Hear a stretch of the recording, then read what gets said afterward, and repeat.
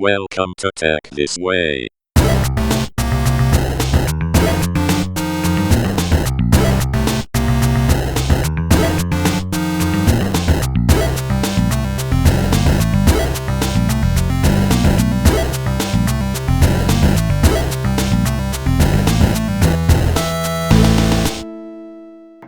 So, nice of you to join me today from home.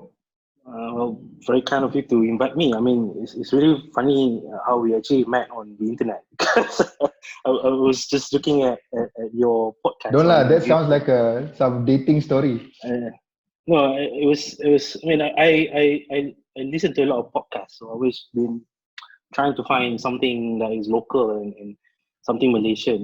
Something that you listen to a lot of this United States-based series like Hmm. Tim Ferriss or Joe Rogan.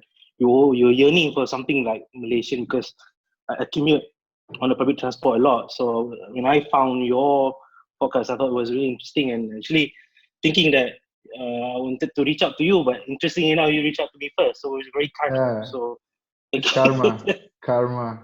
And the reason, I mean, yes, you're right about the podcasting. I don't think there's enough of it here. I think there So there, there are, but it's just not as well received yet. I think it's not part of our habit.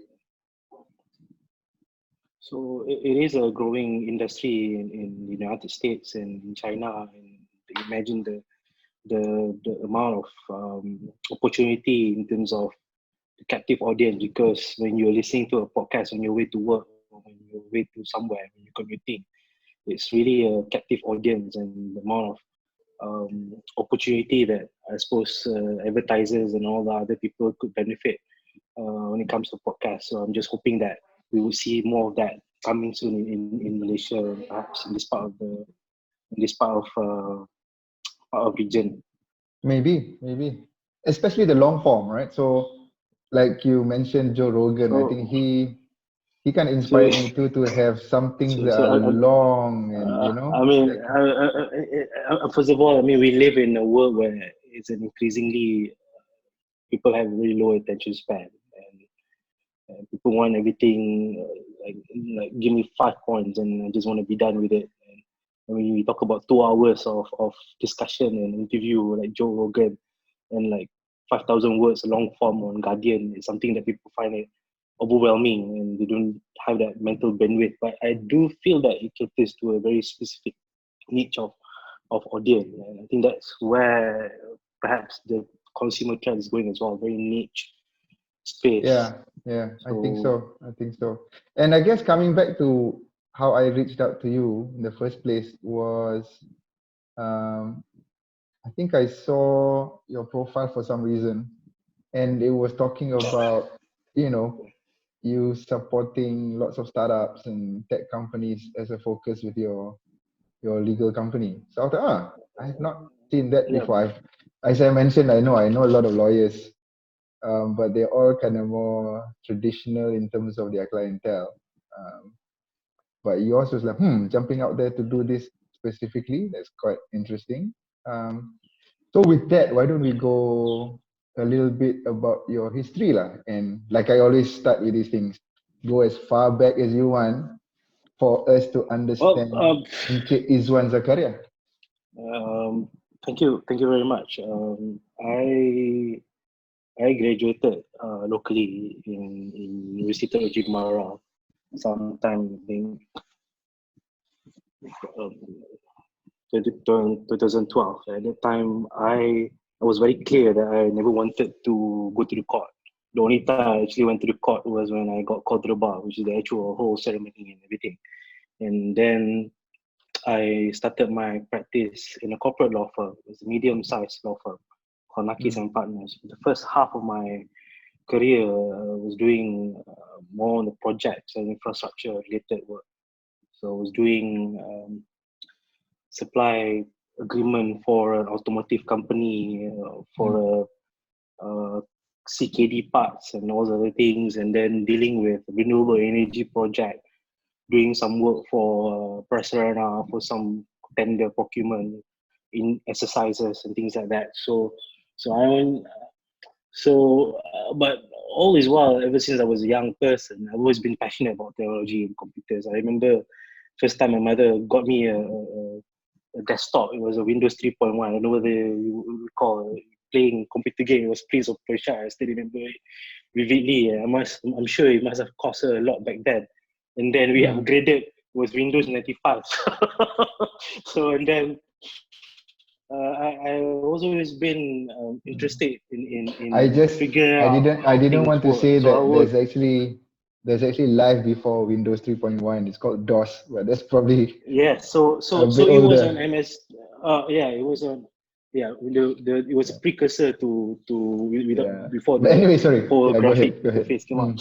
So I would pick up a desktop and figuring out what are the stuff on the motherboard, RAM, pick up the processor and everything. So my mother would get shocked of her life when she saw me opening up everything, just trying to figure out where things are. But there's always been something that I was been passionate about, and when don't talk about the time that I spent on the internet. That time we didn't have broadband or fiber like we had now, and even to a point where I think I was spending too much time on all this online chat room, the MIRC and everything.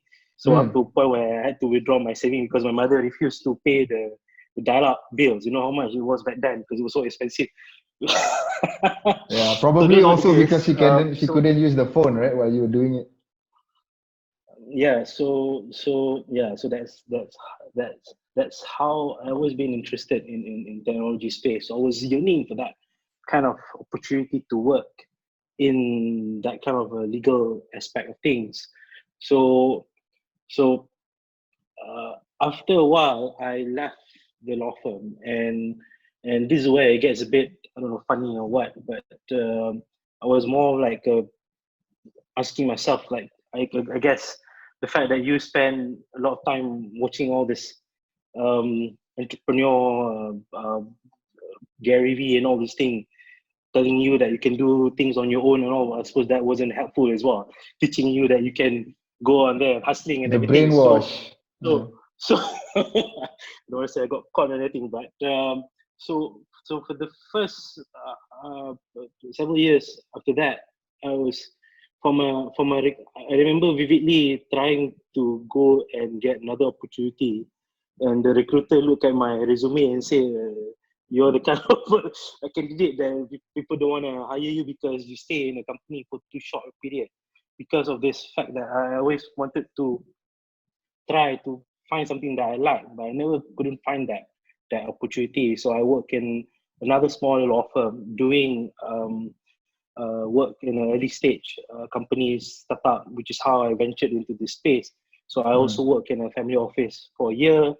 Obviously, the inherent challenge when you join an early stage company, no matter whether technology related or not, because of the high risk of the venture, things didn't work out very well. So I had to keep on adapting. So I was in a family office for over a year. I was in a private equity fund for another year after that, setting up the fund company, getting license from the Skills Commission, setting up a fund. And then that's why I decided that, well, I really want to do something for myself. And that's why I decided to start this law firm. So the law firm is really an interesting one, simply because I mean, if you ask me in a more practical question, is what else can I do? I mean, I studied law. I've been practicing as a lawyer. It is only a natural progression that you continue what you're doing. But the law firm is founded in such a unique thinking, or at least the aspiration that I have for the law firm is that try to cater to this, I wouldn't say neglected uh, group of customers, more like they're looking for a really different kind of progressive legal advice that you're looking for. And the challenge with the way how traditional law firms work is that perhaps is one of the very few profession that still have not evolved over a few centuries, simply because the way how it works. And the challenge of running a service industry like a lawyer, being a lawyer or being an accountant or being a professional is that we are in the business of selling time. I mean, we are not. I mean, you're not a technology company where I can spend more money on Facebook and scale and get more traction and things like that. There's only so much time in the day that I can spend. So how do you scale a law firm? Is you hire people and you sit down and you groom the young person to become better, and hopefully you can scale the law firm. So that is something that I'm working right now. But the challenge has always been that because of the niche area as well, it's not something that is being taught in law school. You don't learn So fintech. let me ask you. So it sounds like there's two different areas there, right? One is the challenge of running a law firm itself in the current technology-driven climate, and see how you can leverage that. But the second thing is when you mentioned the demand itself from different types of companies, especially the startup and these technopreneurs are different. So why don't we go into the second one first before we jump into how you yourself operate? You mentioned it's different types of advice and support that these guys need compared to your traditional corporate or traditional family businesses. What are the big differences between what a startup needs and what durian seller needs? The two parts of the question that you pose here. One is dealing with early stage company. When you speak about technology businesses, they are actually quite sophisticated in the sense that you're dealing as well with the intangible assets, things that you can't see, like the intellectual property of the source code and what is the actual value proposition that you're offering compared to, say, like what you mentioned earlier, small medium enterprises. So the inherent challenge when somebody meets a lawyer is always been, if you're a client, if you're somebody who needs legal advice, if you ask any lawyer what is important, every lawyer will tell you everything is important. So so the inherent challenge has always been making a priority as to what is important and what are the essential things that needs to be done right now. So I cannot speak for other law firms, but I do know that there are many other traditional law firms out there. I need to be careful when I say traditional. They're not traditional in the traditional sense of the word. They are big for a reason. They deal with multinational corporation. They are big because they've been around for a longer period of time. It's that they may find it difficult to deal with early stage companies simply because of the amount of time that you need to spend with them, because they need a lot more hand holding in terms of, for the lack of a better word, is really trying to sit down and understand what are the things that you need to do to get your business off the ground. So that is different, say, when you're dealing with a big company that just needs a transaction done. You have probably a legal department already in place with a set of team that you can typically work with. So when I deal with a young, it's always interesting when you get a call. You can get a call from a 20-year-old university dropout or someone who just graduated who wants to set up a digital coin, or who wants to do something, and all the way to a 45-year-old or 40-year-old seasoned executive who wants to do a fintech business because he's been in financial institution for a while. So I'm learning I'm learning new things every day. So I think I do spend a lot of time in law schools talking to law students, and they always ask me the same question: like, how do they venture into this space? And I do see it's a sexy area to be in, fintech and all these things. But I always tell them you should always spend the first few years building up the foundation, really understand the basics of commercial contracts and things like that before you venture into this. So coming back to your question earlier, the challenge with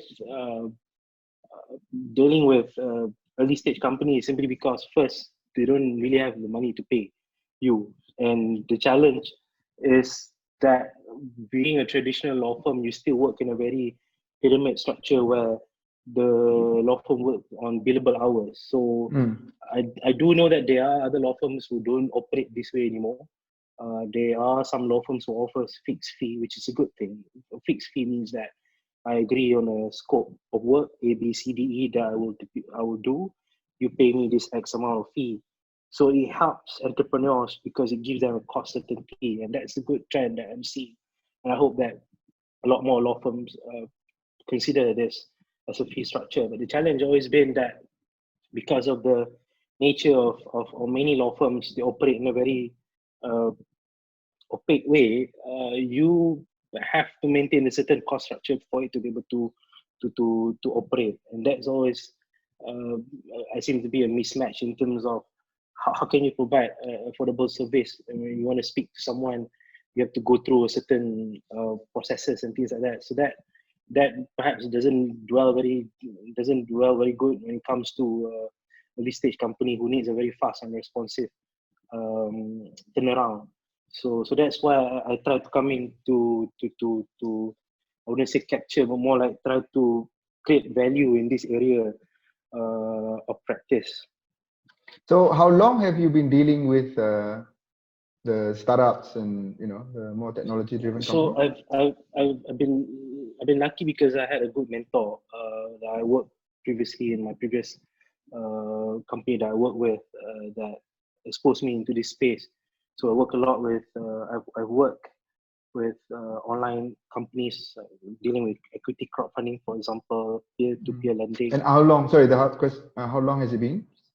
So I think the last 3 to 4 years. So Okay, this is the area that I've been doing. So in the last 3 to 4 years, what would be the typical type of engagement that these guys go to you for? What I'm trying to get at is, as you said, there's a lot of these young guys going to see the lawyers, but trying to understand it from, if we were to help future startups and future companies, for them to understand, you know what, there are certain things where you now need to go get legal advice. So I'd like to try and understand from you, from your last 3 to 4 years of experience, what kind of things do startups go to you for advice?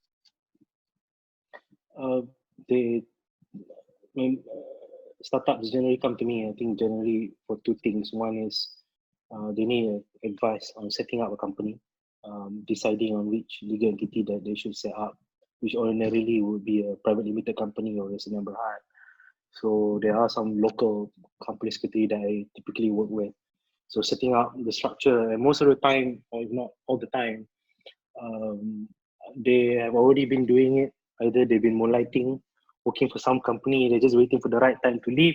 So they need a bit of help on how to manage that process, because you don't want to end up in a row where you've been moonlighting under some company and you don't want to be caught of taking some tricycle or anything. So that's the kind of area that probably is a good idea to bring a lawyer on board. And there have been a lot of resources and materials, and a lot of people have taken the pains to really sit down and do a guide and everything. And that's always something that I'm trying to do as well on my side, to create value, to give guidance in terms of what are the things they need to do to set it up. I think to answer your question, the first one is setting up the company, and the second one would be when it comes to fundraising. So I help a lot in terms of fundraising around pre-seed all the way to Series A investment. I mean, we can sit down all day arguing what is Series A, but it's a Malaysian standard. But so it's more than seed funding, lah. It's a larger amount. Let's put it that way. So they are mostly investor-led, kind of acting for the investee company, the startups themselves, than the investors generally. So that's the typical work that I do. I also deal a lot with regulatory compliant work, because I deal with the experience I had in acting for equity crowdfunding, P2P, and robo-advisors. They are regulated by Service Commission. So because of that, sometimes it's very hard to explain to people what do you do. So sometimes I just tell people, that when you go to a website, you need to sign up a form. There's a long terms and conditions that nobody reads. They just click yes, yeah, I'm the lawyer that prepares that. So we blame you, lah, right? So for all making a 5-pager out of something that could have all been the 5 all bullet the points. all the personal data that you give away. No, I'm just joking. So these are the, I mean, it's very interesting when you pointed that out. I mean, the long agreement, terms and conditions. There's a trend now, even in the Silicon Valley in the US. Like I think last month, Google announced that they will make their terms of use more simplified. In other words, easy for normal people to understand, which is a good thing. I think that's the trend that we should push forward. Even LinkedIn, if you go to the terms of use, they put bullet points and in a very easy way for people to understand. I think that's how I think terms of use should be done in a way that, because essentially it sets up the contractual relationship or the kind of relationship that you have between as a customer or as a user and the platform and the rest of things. So that's the typical area that I work with. Say for example, an equity crowdfunding platform, for example, the whole in a design space they call UI UX, or I deal with the UI UX in the agreement side. You know, when you Of the click agreement. yes, no, what happens to the back? You know, when you go to an online banking website, you put in your username, you put your password. What happens if the password is wrong? What comes out for that? So there is a contractual relationship that comes into that, and obviously when you're dealing with regulated online platforms, for example, um, cybersecurity is an important aspect that regulator puts a very huge priority. There is a guidelines on management of cyber risk that is issued by a Skills Commission that is applicable so long as you are regulated as a digital asset exchange, for example, and you also have, I mean, since you're dealing with payment, you also have AMLA and the Anti-Money Laundering Act, the KYC, in terms of the onboarding. So those are the areas I also deal a lot. So I deal a lot with early stage companies, regulatory compliant, and the fundraising side of things. So those are the typical kind of work that I usually do most of the time. So coming back to the payment side you were talking about. So obviously for the companies who are just starting up, obviously they're just bootstrapping, and normally you would put aside the minimum amount for the periphery things like, you know, legal fees and paying your company secretary. That's it, right? The rest of your funding is normally going to your own resources lah. Whether it's software licenses for your development tools and all those things. So you mentioned about more creative ways for customers to engage with their lawyers instead of the billable hours. Um, Not just what you've done, but how creative has the industry, the legal industry, been in that respect? Are they starting to take payment in terms of equity, or are they taking payments in terms of the services that the company themselves are providing? You know, any creative ways of exchange that you see around the world? Yeah. We don't see that a lot here in Malaysia, but we see that already happening in Silicon Valley. Silicon Valley, I mean, as we know, is very mature ecosystem, and then the legal space. Some law firms even have their own incubator accelerator where people who are just bootstrapping, who just got an idea, just can just go apply, and if they like your idea, they even sponsor you for a year, kind of thing.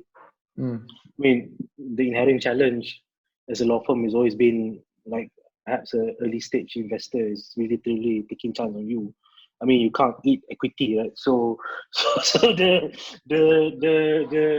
challenge of running a law firm is again coming back to the billable hour, because we're in a business selling time, you got limited time, so you need to manage your time carefully before you start other things. So to answer your question, yes, you have law firms who have decided to have a combination of a fee structure where they have a perhaps take a very limited or small amount of upfront mobilization fee or something just to get things started, and take a portion of equity as a consideration for the work that they do. But the challenge has always been when it comes to getting equity as form of payment for services, always been quantifying the value of the equity that you get. I mean, if the work is worth X amount, and I mean, you got an entrepreneur who tells you my company is worth 10 million, so so we can spend the whole day arguing about valuation. Why your company is worth that much, and why your company is worth this much. You probably want to charge for that hours of discussion too. So I mean, it's really interesting as well, because people, I mean, they take ownership of their business and thinking about that, and you do see a very wide spectrum of different uh, uh, entrepreneurs who have done businesses before. They do have a different understanding of how equity operates. They do see it as a currency that you can use it to motivate people or to incentivize your staff. So you do see a lot more entrepreneurs coming asking, how can I structure an ESOS, the employee shares option scheme for my team, so that I can make sure that they stay with me longer and things like that. So you don't see that a lot here, but I do think that is going to be some opportunity in that angle, if the law firm is inclined to that fee structure. So I do see a lot of discounted rates by law firms. I do see a lot of law firms, especially in Magic, and that you can see them in the Malaysia Digital Hub, which is an excellent work that our friends at MTech have done, usually to put up a platform where you can find service providers like accountant, company secretary, and even law firms. So they do have discounted rates that you can effectively tap into if you're an early stage company. And I think also one thing interesting that maybe people don't realize is that, I mean, how often does someone go and find a lawyer in their life? I mean, it's not like people go and see a lawyer every month. So there's also this misconception that I need to pay when I see a lawyer. And it's really interesting in Malaysia. I don't know whether there's any lawyer that charges for first time consultation fee. So in other words, I mean, you can call 3 or 4 different lawyers and you can speak to them and sit down with them and ask whatever you want to do, but you don't necessarily need to engage them. Essentially, what I'm trying to suggest is that there's no commitment that you need to go and engage someone. So you can go and have a chat. I mean, essentially just to understand what are the things I need to look at without necessarily engaging them yet, which is a good thing. I think, so I think that's also something that will be very helpful if people know that you can call a law firm, just have a chat and say, I got an idea, I want to set up a company, can I have a chat, what are the things I need to look at. So most of the time, I mean, again, go and check. Most of the time, I don't see lawyers charging for a consultation meeting. Same goes when you go and arrange meeting, even with a accounting firm or a big four. There's no there's no fee for that kind of initial consultation meeting, unless when you instruct them to do work. So that's something else. So maybe there is a misconception, especially for not so much the 40, 45-year-old ex-corporate who wants to go doing in companies lah. They would obviously know when to engage the lawyers, but perhaps the younger guys, as you said, you don't even want to call the lawyers because one, you'll be afraid of talking to these guys in suits. They're probably expensive, but instead, as you say, actually there is no harm in talking to a few lawyers first. Now, which brings me to another question. How many, your best guess, how many law firms are out there in Klang Valley anyway, who truly understand the technology space? I don't even know how many law firms there are. If you could give a percentage, are we saying 1%, 10%, 50% of the companies out there? Law firms out there who understand technology? I mean, there are, I think right now, if I'm not wrong, I think we have 21,000 registered lawyers in Peninsula, Semenanjung. Looking at probably out of 21,000, with 10,000 in Klang Valley, if I'm not wrong. And then out of 10,000, maybe we're looking at maybe 2,000 to 3,000 who are in the corporate law practice. And out of that, probably we're looking at another, I'm just estimating, maybe my sampling set is flawed, but when we're looking at maybe 20-50% of that, 200 or 300, probably in the some may have been involved in the technology space. When we say technology, also we also have to be. I mean, I don't want to be semantics or whatever, but when we say technology, you're talking about the software licensing part of things, which may not Yes. be startup related. I mean, you deal with big companies and all, and it's not something that is new. I mean, you see large law firm, they will all typically have this department called technology, media, and telecommunication, or TMT. So that's where they deal with telco, they deal with infrastructure related to telecommunication and technology. They lumped up together under one department. So those guys have been around for a while, but in this technology So where online I'm coming from is the law firms that understand. If I was to go to you and say, hey, you know what, I want to enable this IoT in my business and use blockchain tokens to track my whole assets, right? And then share that data with my counterpart on my platform. So how many lawyers would understand that kind of the conversation? That's where I'm coming from. Well, it's very hard for me to answer that, but very quick. I mean, the challenge that perhaps I also wonder whether or not an area of specialization is something that is good as a lawyer, or should I just broaden out a bit as a corporate law with an exposure to technology? Because I mean, we're not Silicon Valley in the sense that we've got a group. I mean, you can go to Twitter and you can find the amount of discussion. You know, I'm following this group of cryptocurrency lawyers, they're crypto lawyers, and the kind of sophistication, the kind of articulation that these guys have. I mean, I know the superficial aspect of a blockchain, but when you go deeper into the whole architecture, the consensus mechanism, and all those other things. So that's why I say, okay, so to answer your question, I think also important for us to be clear that, I mean, first of all, people like to use this buzzword startup law. I'm a startup lawyer. First of all, there's no such thing as startup law. I mean, if you're a company, you have to follow the regulation and the Companies Act. The law does not distinguish between a startup or a listed company. So long as you're a company, you have to follow the regulation. So when it comes to dealing with a new space, I mean, there's a certain fluidity as well in terms of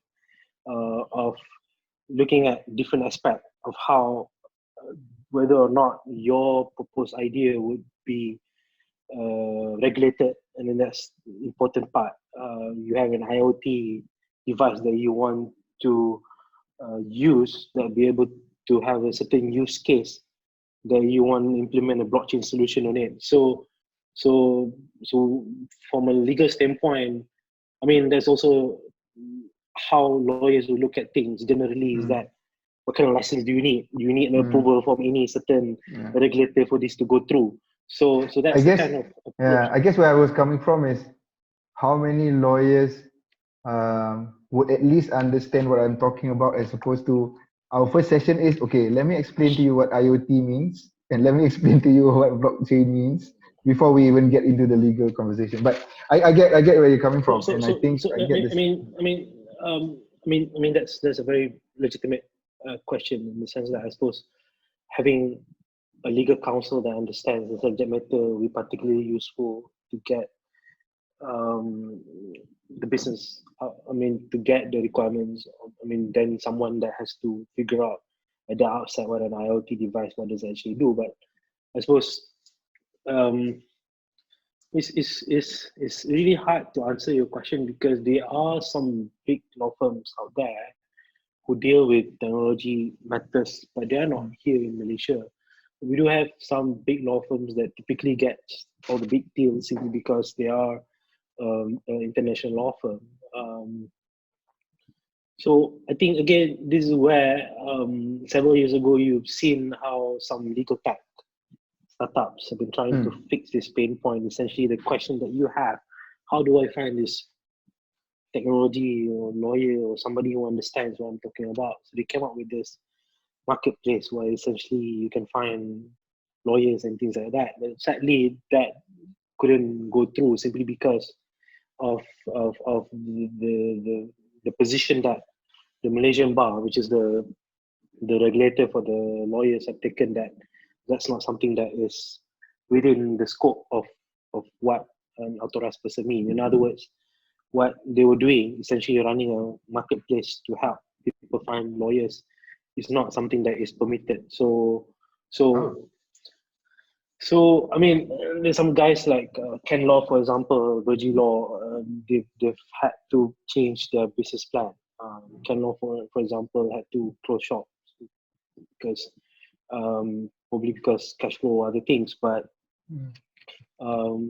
so there are some legal tech platforms in Singapore, like Asia Law Network, for example, that you can find law firms which are niche practice. But I suppose most of the time you are at the perils of Google searches because or you're at the mercy of the Google search. But So sorry, so let's go back to that, right?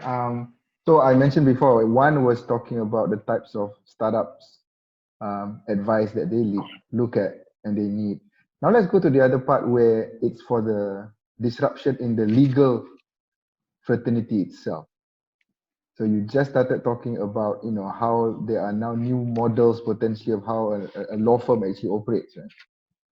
So obviously not a lawyer myself, if you could at least share broadly, what are the areas in the legal industry that is being disrupted today? again, when we speak about this, again, I must make reference to Silicon Valley. I guess it's where the stuff are happening mostly.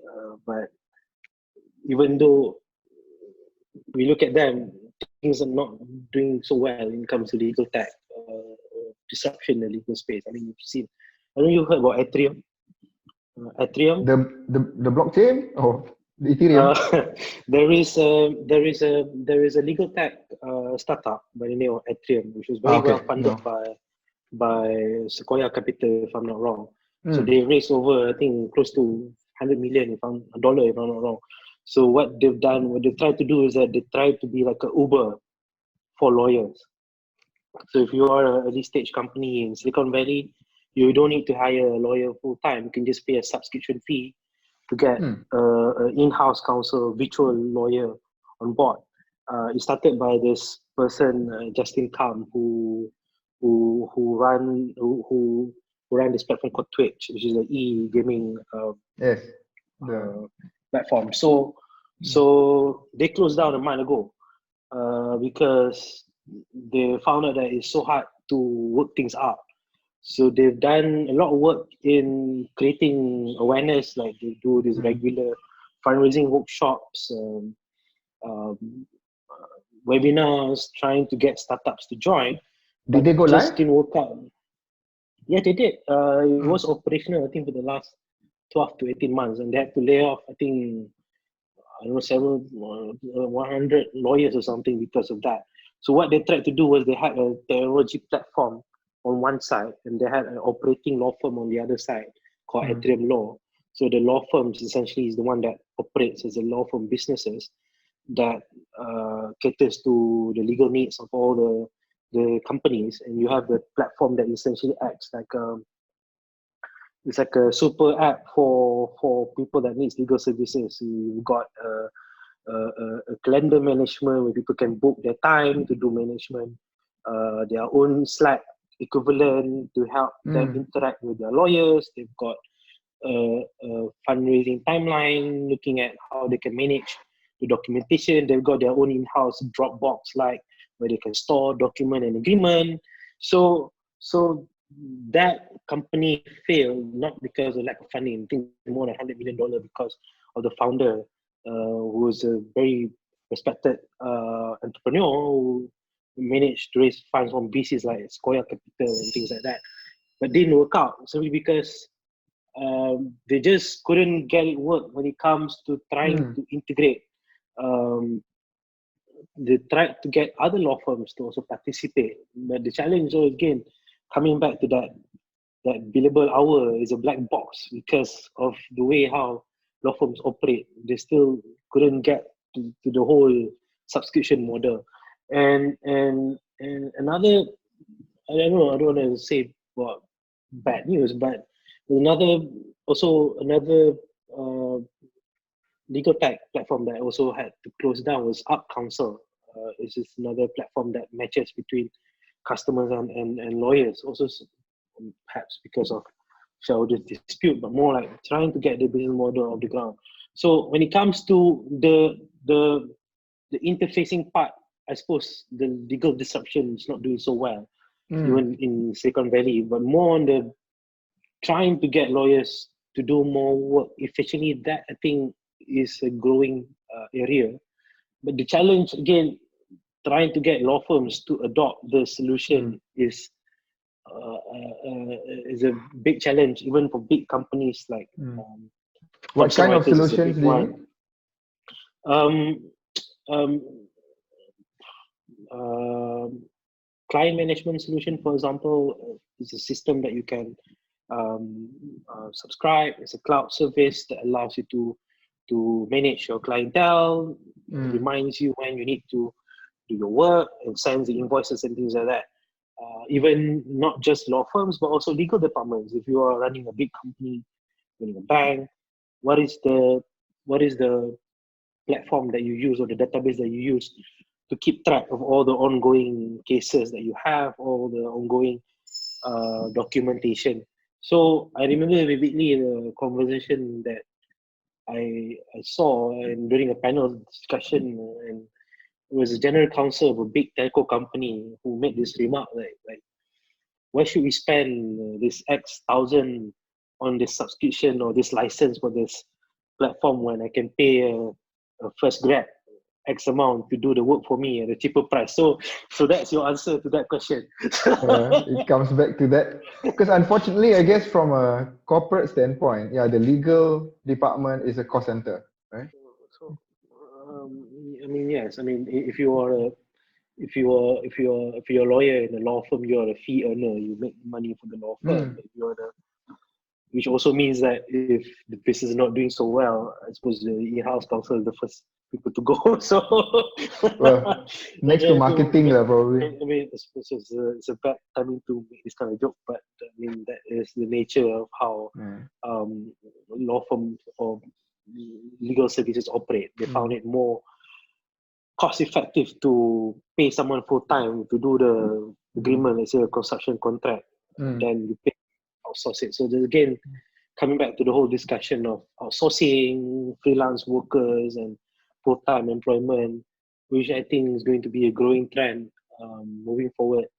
So that's the law firm in essence. I work a lot with early stage company, but on the law firm side, I don't know whether this is a trend as well. I'm looking to specialize in the social enterprise and the non-profit space as well. I'm very passionate about I mean, social entrepreneurs, and I think one of the reasons why I set up my own law firm, I mean, among other things, for you to do your own thing, but also to try to do something good with your life, So one of the things I'm trying to do is spend 20-30% of my time every month trying to mentor or give help, whatever that social enterprises need.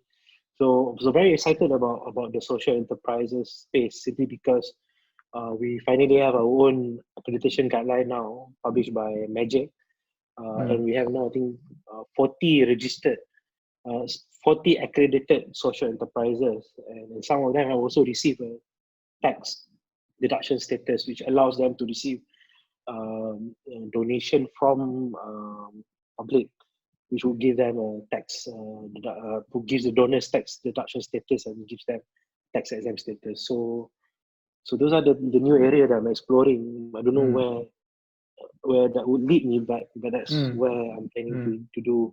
Non-profit is also another area that I'm very interested in. There are a lot of good people out there trying to do good things. I mean, Malaysia, as we live in this current pandemic, you can see so many people doing crowdsourcing, coming up with initiatives how can we help this hospital get their face masks, and people coming out Mm. with a website, putting everything together, aggregating the information in such a transparent and accountable manner. So I'm trying to see whether on the legal side I can come in to see how you can create value in that space in terms of making them again, it comes back to the fundraising aspect of things. I mean, raising funds for a lead stage company, raising funds for a startup, or raising funds for a non-profit. Agri-tech, we have a common friend here with 354.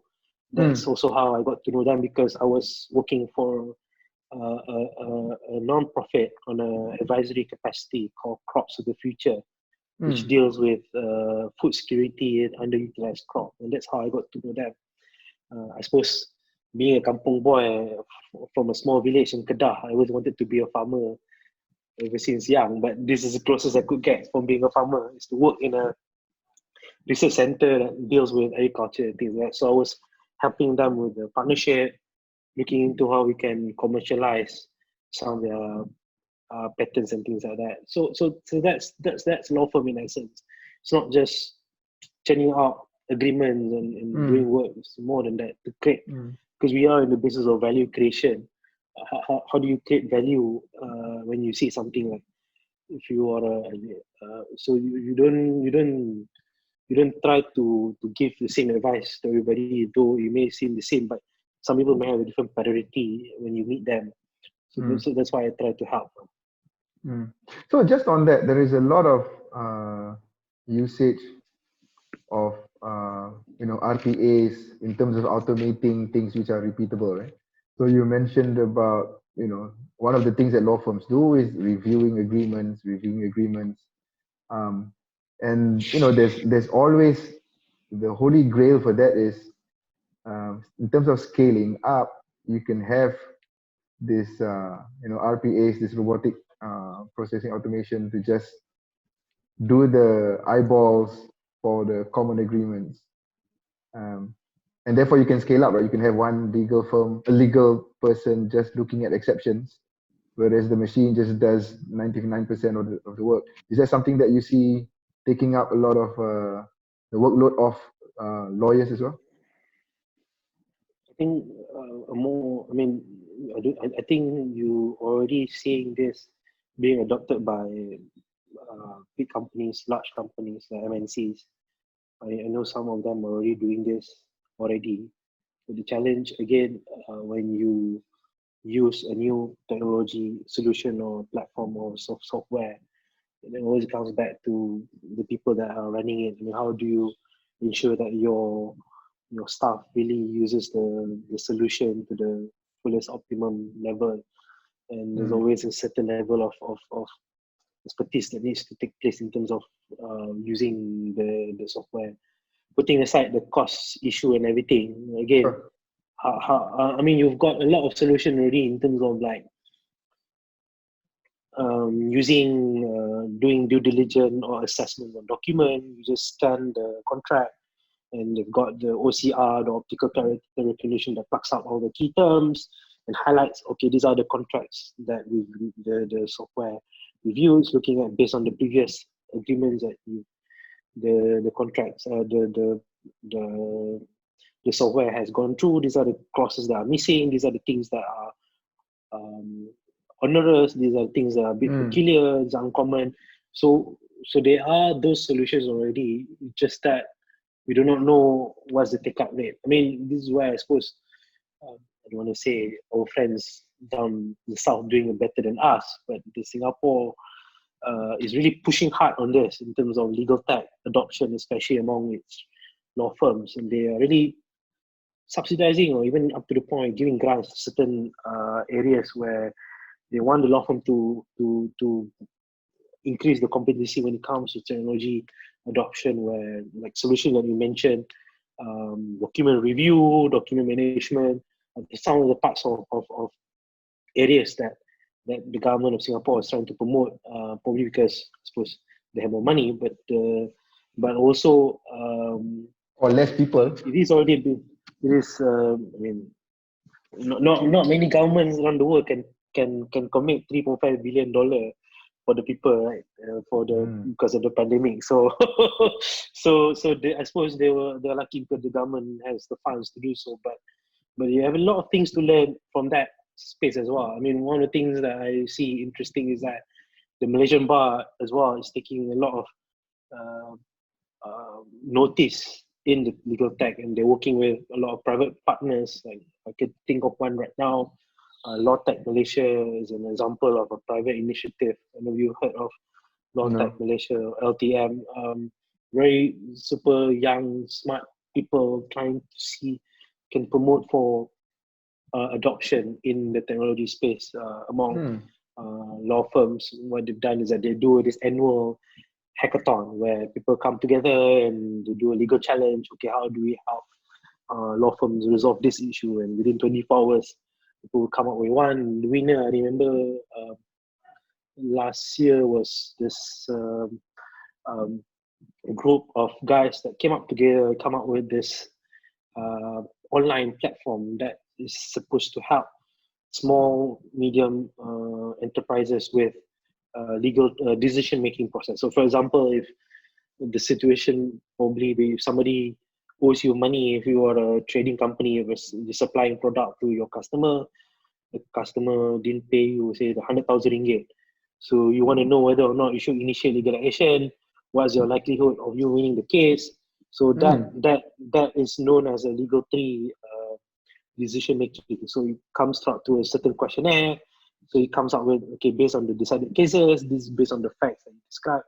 They're quite, I don't want to say plain and vanilla, but they're quite, in terms of facts, they're quite common, they're quite same. So you can just use that to come up with some kind of prediction. So I don't know what they're doing now. I hope they will take it off the ground and do it because I think that will be really interesting because, again, the purpose of legal solution is supposed to help people make decision better. Like how do you help, not just create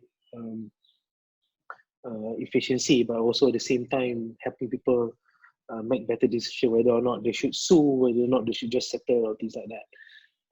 So there's that one. There's also a lot more advocacy being done to promote legal solution. But again, the challenge has always been how do we make it more accessible and more affordable for companies to adopt this solution. I think that's one of the issues. So, yeah, sorry, I kind of sidetracked the topic a little bit from your work with social entrepreneurs. Maybe we go back to that. So you were, where we left off with that is you were saying, even with Magic, there's a lot more now. 40 of them you were saying that's been accredited. So the social enterprises have been around in Malaysia for I think a while now. To start 2 years ago, the Malaysian government through Magic, through the Malaysian the Entrepreneur Development Ministry, we were perhaps the first country in ASEAN at that time. Now it's I think South Korea. Second. Did you work with Izwan at the time when he was still there at Magic? Did not, but I do know the guys still right now, and they're also doing really fantastic thing, trying to create more value for the accredited social enterprises, like trying to create a group of ecosystem, how we can give them more benefits, value-added services like partnering up with accountants or lawyers or other people that can give them more value-added support to grow. So previously we had these scenarios where people proclaiming themselves as social enterprises when in fact they're not, and it's always been a big issue because when they started getting money and when in fact that they are not actually running a genuine or legitimate social enterprise. So that accreditation guideline, in my view, is quite a interesting document because it's not a new legislation, but at the same time provides the flexibility. So unlike other jurisdictions, for example, in the UK, you got a non-profit charter, a royal charter, or even in the US, you have a B Corp status, which gives you a certification. In Malaysia, it's quite unique where, right now, as a non-profit, you can either be registered through, I think, 3 different channels. We don't have a dedicated regulatory framework for non-profit. You have a society or an association regulated by the Register of Societies. In the Societies Act, you have a company limited by guarantee, which is a CLBG under companies law, regulated by Companies Commission under the Registrar of Companies. And you also have a foundation, which is a yayasan under trustee, corporation under premises department. So we have three different bodies regulating three different legal entities. So that's under non-profit. So I suppose the policymakers were trying to figure out whether or not they should come up with a new legal entity to cater for social enterprises. So what they've come up with essentially is that very clear outline in the first few pages is that any entity can be a social enterprise accredited so long as you are entity formed under Malaysian law. So you can be a Senem Berhad, you can be a society. So technically speaking, even a law firm can be a social enterprise so long as so long as you qualify on the criteria. Another criteria would be you either employ underprivileged community as part of your employees, or you dedicate or you allocate a certain portion of your profit to social impact or environmental causes. And finally, perhaps the most important part is you must have a clear business model that is financially sustainable. In other words, you're not earning you're not a entrepreneur where you get grant and then that's how you run the business. Or just depend on donors. So that's interesting way of looking at things. So far 40 have gotten the accreditation. So where do you see yourself play a role in that space? I mean, there's always a contract that needs to be reviewed, but the challenge has always been trying to see.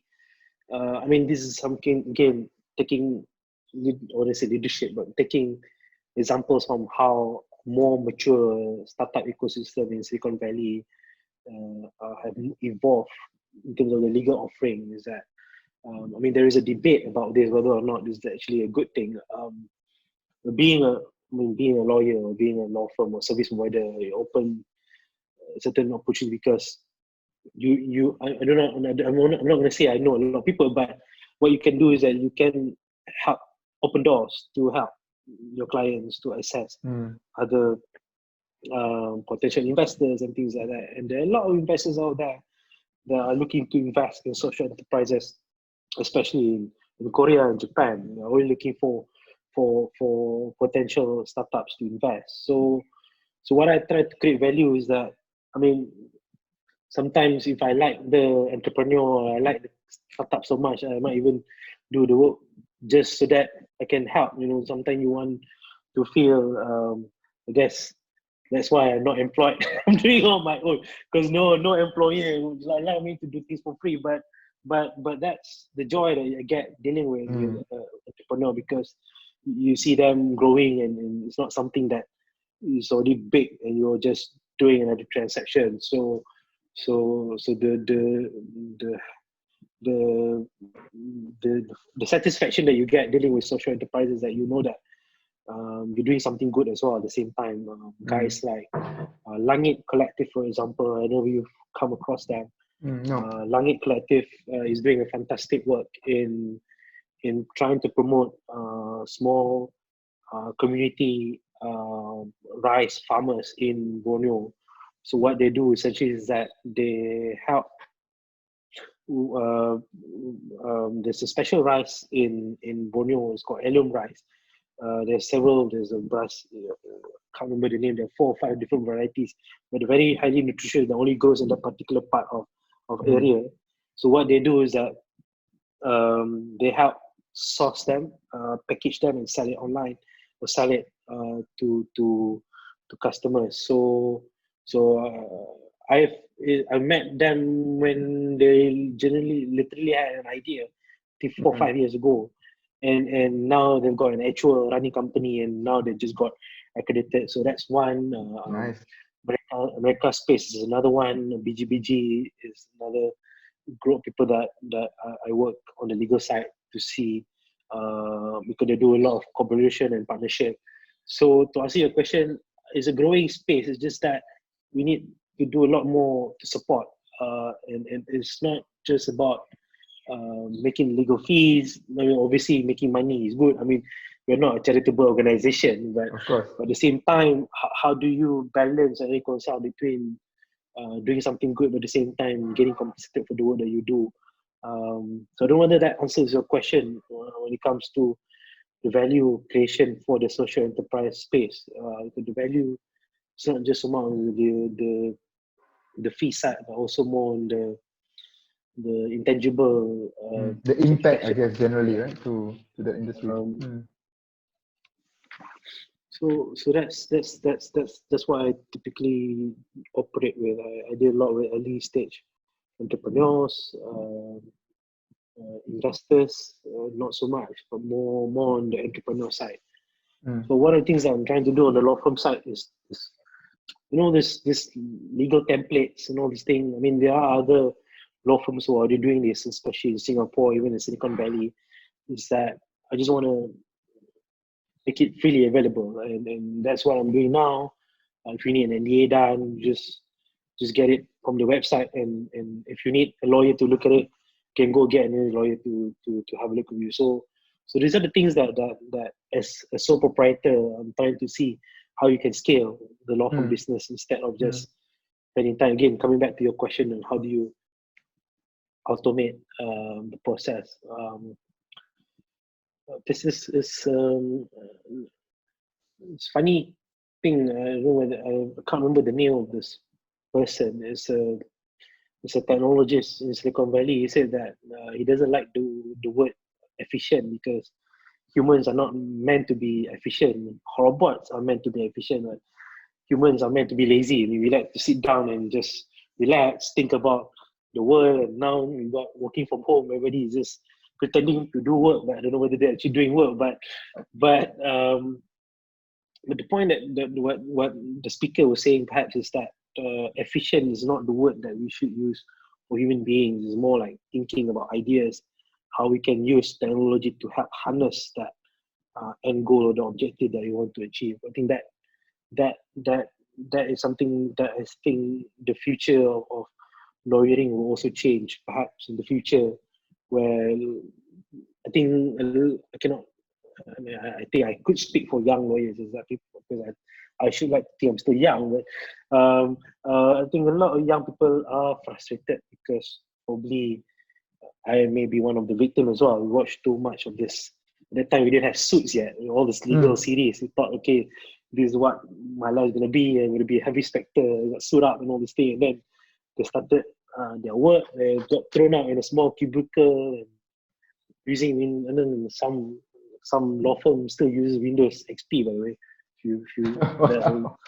But I mean, talk about profit maximization, but not trying to insinuate anything. But you get a bit frustrated because perhaps you feel that, I mean, I don't want to say millennials, whatever, but people feel that they have more value to create, but they feel that the work that they do is not meaningful, perhaps because there's this automation issue that you get asked to do transcribing, or you have to do this and that, which you find dehumanizing or is not meaningful. So, but that's the nature of how law firms operate. Is that if you are the early, you're just a young trainee, you do bulk of the work in terms of more sophisticated work gets to be done by people on the higher hierarchy simply because of the nature of the risks that are involved. So I hope that, I mean, we will see more solutions being built, and hopefully the cost will not be so prohibitive, and we'll see more law firm realizing that it may be costly at the upfront side, but in the long run it will be more beneficial, attract talent retention. But I mean, in the service industry, I mean, lawyers have perhaps one of the highest number of people leaving after a few years. I mean, people leave law firms all the time, and the challenge has always been how do you retain the talent, and How do you create value so that they will stay? And one of the things that I suppose the great debate that is going on right now is how do law firms cater to this new generation of young lawyers who not only just wants to do transactional work, but want to find meaning in the work that they do. And that's always been a challenge, not just in Malaysia as well, and other parts of the world as well. So yes. Okay, so we've come to just past the hour now, and I've got just one last question, I guess, for yourself. So how do you see Izwan and Partners in the next 1 or 2 years? Where to from now? It's I mean the aspiration for the law firm has always been to dedicate its practice for entrepreneurs and investors, and that is something that I have in mind. But obviously, to grow the law firm, we need to have people, and obviously that is an ongoing challenge for me. And for the law firm side, I think my plan this year, perhaps even the next 12 months, is to have more partnership, collaboration. I think that's how law firms can grow, is to show how you can create value. It's not just about making money per se, but also to show how, with the knowledge that you have, how you can create value in other people's lives or in other people's livelihood. So that's how I see myself as a young law firm in this increasingly competitive space, So that's my goal. It's more collaboration, more partnership, and trying to create more effective, progressive legal solutions for people that can effectively help them do their business better. Hopefully, sit down, write more articles, and share your ideas with people. I think that's the area that I think Malaysia needs to do a lot more. We need a lot more people to sit down and write their thinking, their thoughts. And you see a lot of super smart people on Twitter making all these remarks, and I wish you could just put them in a structured format so people can have a more articulate discussion or discourse. You see, so that's what I hope, or I aspire to create that conversation. So obviously the law firm is there, but at the same time, who are the people behind the law firm? I think that's more important. And you see, there are these law firms out there. You can, without even naming names, you can even think about them like with the big corporate law firm or the big criminal law firm. People know them not because of the law firm, but because of the people behind this law firm. Because as a service provider, as a lawyer, is about human relationship. I think that's where the law firm business becomes, I think, lost its luster, simply because they think it's about profit maximization, not about the human relationship part of things. So that's why I try to do right now on the law firm side. Hey, okay, man. So thanks a lot. Thank you so much. It was a good conversation. All the best with the stuff, both on the legal side and also the social enterprises. Thank you. And let's catch up again in towards the end of the year maybe, and see how you're faring then.